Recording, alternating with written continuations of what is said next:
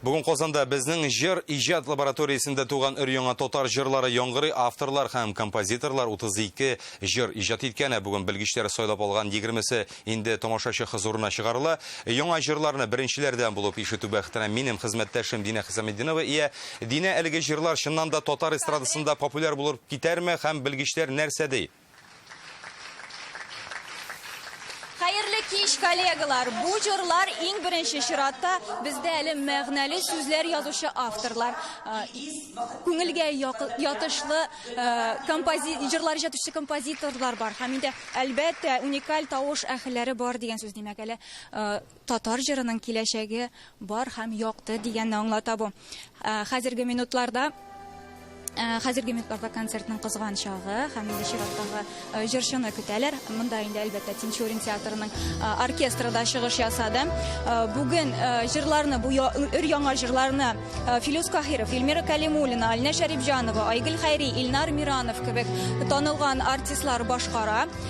Инде монда катнашучыларның һәрберсе өчен әлеге конкурста катнашу гомумән үзеңнең өлешен кертү бик зур дәрәҗә. Әйдәгез барлык фикерләрне һәм инде кечкенә генә татар моңының өр-яңа татар җырының бер өлешен тыңлап үтик.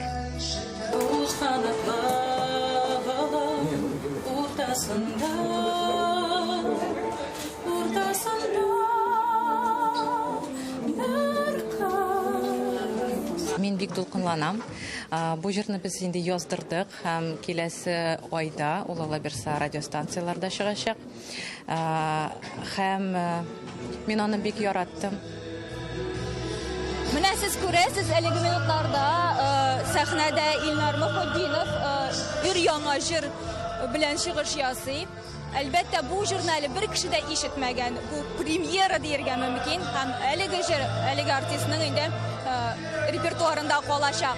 Гомумән алганда, безнең җыр лабораториясе катнашучылары һәм инде оештыручылары моның белән генә шикләнеп калырга җыенмый. Һәм инде әлбәттә киләчәктә мондый матур җырлар, мондый матур моңнар, яңа татар җырлары ишәер һәм инде тамашачыны шатландырыр дип өметләнәбез. Әлегә шулар, Фәнис. Рәхмәт, Динә. Турыдан-туры эфирда минем хезмәттәшем Динә Хисаметдинова иде.